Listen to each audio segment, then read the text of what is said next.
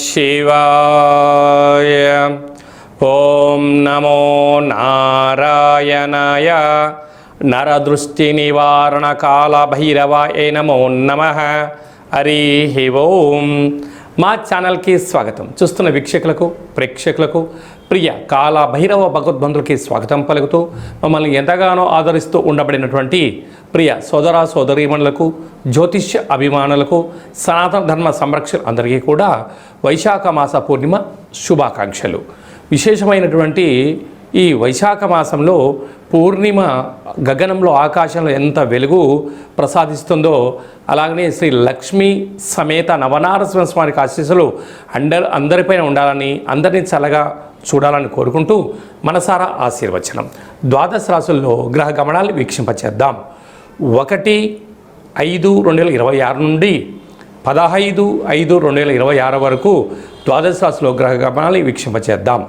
మేషరాశిలో ఏడాది తర్వాత రవి భగవానుడు సంచార స్థితి, అక్కడే బుధ సంచార స్థితి, బుధాదిత్య రాజయోగము మరియు శుక్రుడు స్వక్షత్రకారకుడు వృషభ రాశిలో, మిథున రాశిలో దేవగురు బృహస్పతి సంచార స్థితి, సింహరాశిలో కేతు సంచార స్థితి, కుంభరాశిలో రాహు సంచార స్థితి, మీనరాశిలో కుజుడు మరియు శని భగవానుడు సంచార స్థితితో ద్వాదశ రాశుల్లో గ్రహ గమనాలు ఈ విధంగా ఉన్నాయి. ధనుసు రాశి మిత్రులారా, తస్మాత్ జాగ్రత్త. అర్ధాష్టమ కుజ శని, పంచమ స్థానంలో రవి బుధ కలయిక సంచార స్థితితో ఎంతో అప్రమత్తత అవసరమని చెప్పి గమనించాలి.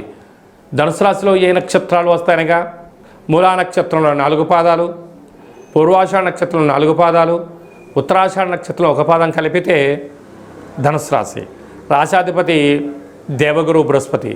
వీరికి తృతీయంలో రాహు, అర్ధాష్టమంలో కుజుడు, కుజదోషము, రుణరోగ శత్రుకారకుడు కుజుడు, ఆయుకారకుడు, ప్రాణదాత, న్యాయ నిర్ణేత, ధర్మ నిర్ణేత అయినటువంటి శని భగవానుడు అక్కడ ఏడాది తర్వాత సంచారం చేస్తున్నారు కనుక యంత్రాలతో ఆయుధాలతో దయచేసి చెలగాటమాడవద్దు.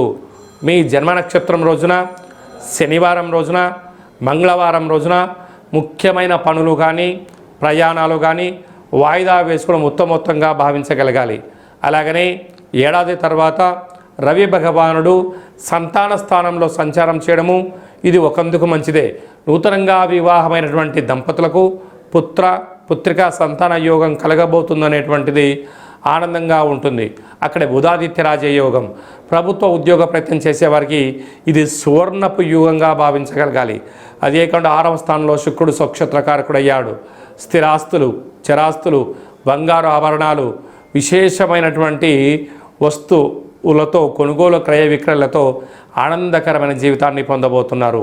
సప్తమంలో గురు సంచార స్థితి యోగదాయకం కనుక ఇలాంటి కాల సమయంలో లక్ష్మీ నవనారసింహస్వామి వారికి కళ్యాణ తదనంతరము పానకాన్ని వడపప్పును భక్తులకు పంచడం, స్వామివారికి గులాబీ రంగు కలిగినటువంటి అంటే చామంతి రంగు కలిగిన పుష్పాలను సమర్పించడం, పూర్ణిమ తిథియందున నీటిలో పసుపును వేసి చంద్రభగవాన్ని దర్శించి ఆ తిలకాన్ని దిద్దుకోగలిగితే సువర్ణపు యుగమంతా ధనుసు రాశి వారి సొంతం అని చెప్పి గమనించాలి.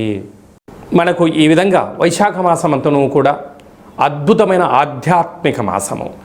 అంటే సకల దేవతలు జన్మించినటువంటి కళ్యాణ మహోత్సవ కార్యక్రమాలను కూడా మనం చూసుకుంటూ ఉంటాం.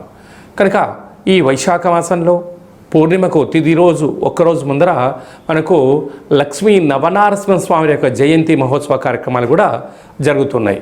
కనుక మనమందరము కూడా స్వామివారి కళ్యాణంలో పాల్గొన్న తదనంతరము ఈ పూర్ణిమ తిథియందున తప్పకుండా రాత్రిపూట ఒక వెడల్పాటి పాత్రలో నీటిలో విభూదిని వేస్తే తెల్లగా కనపడుతుంది.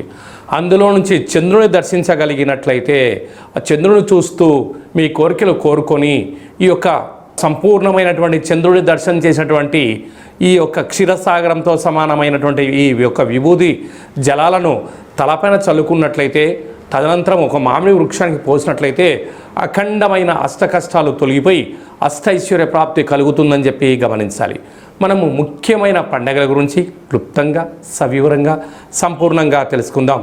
1వ తారీఖు మే నెల 2026వ సంవత్సరము వైశాఖ మాస పూర్ణిమ స్వాతి నక్షత్రంతో కూడుకున్న పూర్ణిమ సందర్భంగా సంపూర్ణమైనటువంటి లక్ష్మీదేవి కటాక్షం కోసం చేసేటువంటి పూజా కార్యక్రమం ఏ పూజ చేసినా, ఎందుకనగా లక్ష్మీదేవి క్షీరసాగర మదనంలో మనకు ఉద్భవించిందని మనకు వేదాలు చెప్తున్నాయి. కనుక ఆ రోజు ఉప్పును పూజ చేసి ఆ ఉప్పును ప్రవహించే నీటిలో వేసిన, లేకుంటే ఇంట్లో నైరుతి మూలలో ఉంచినట్టయితే లక్ష్మీదేవి కటాక్షం అపారంగా కలుగుతుందని చెప్పి కూడా గమనించాలి. 10వ తారీఖున వైశాఖ మాస బహుళాష్టమి కాళాష్టమి కనుక కాళాష్టమి సందర్భంగా గృహంలో కాళభైరవ స్వామి స్మరణ, ధ్యానము, దీపం వలన సకల అష్ట కష్టాలు కూడా తొలగిపోతాయి. 12వ తారీఖున హనుమాన్ జయంతి కనుక మనకు రామతత్వానికి, భక్తితత్వానికి హనుమంతుడు స్వామివారే కనుక ఆ రోజు హనుమంతుల స్వామివారికి తమలపాకుల పైన శ్రీరామ శ్రీరామ అని రాసి 100 ఆకుల పైన సింధూరంతో రాసి ఆయనకు మాలను సమర్పించినట్టయితే సకల భూత ప్రేత పిచాచ సకల శనిగ్రహ దోషాలు సంపూర్ణంగా తొలగిపోతాయని చెప్పి గమనించాలి. అలాగనే మీ వ్యక్తిగత జాతకం తెలుసుకోవాలనుకుంటున్నారా? మీ యొక్క పేరు, పుట్టినటువంటి తేదీ, నెల, సంవత్సరం, పుట్టిన సమయం రాసి వాట్సాప్ ద్వారా పంపించగలరు. అలాగనే డేట్ ఆఫ్ బర్త్లో లేనటువంటి వారు మీ యొక్క పేరు, మీ యొక్క ఫోటోను వాట్సాప్ ద్వారా పంపించగలిగినట్లయితే గవ్వళ ద్వారా, రమణ శాస్త్రం ద్వారా, కాళభైరవ ఉపాసన చేత భూత భవిష్యత్ వర్తమానాన్ని తెలియజేయడం జరుగుతుంది. మీ డేట్ ఆఫ్ బర్త్లు పంపించినట్లయితే 100 సంవత్సరాల జాతకం రాసి పంపించి మీరు పుట్టినప్పుడు గ్రహ గమనాలు ఎలా ఉన్నాయి, ప్రస్తుతం ఎలా ఉంటున్నాయి, భవిష్యత్తులో ఎలా ఉండబోతున్నాయో సవివరంగా సంపూర్ణంగా తెలియజేయడం జరుగుతుందని చెప్పి గమనించాలి. అపాయింట్మెంట్ తీసుకొని సంప్రదించగలరు. అందరికీ శుభాన్ని, జయాన్ని, ఐశ్వర్యాన్ని, ఆనందాన్ని ప్రసాదించాలని మనసారా ఆశీర్వచనం. శతమానం భవతి శతాయు పురుష సతేంద్రియ ఆయుష్యేవేంద్రియే ప్రతిష్టతి ధనం ధాన్యం బహుపుత్రలాభం శత సంవత్సరం దీర్ఘమాయు సర్వే జనా సుఖినో భవంతు లోకా సమస్తా సుఖినో భవంతు సర్వం కాళభైరవ దేవతార్పణమస్తు. హరి ఓం. ఈ వీడియో మీకు నచ్చినట్టయితే మా ఛానల్ని సబ్స్క్రైబ్ చేసుకోండి, లైక్ చేయండి.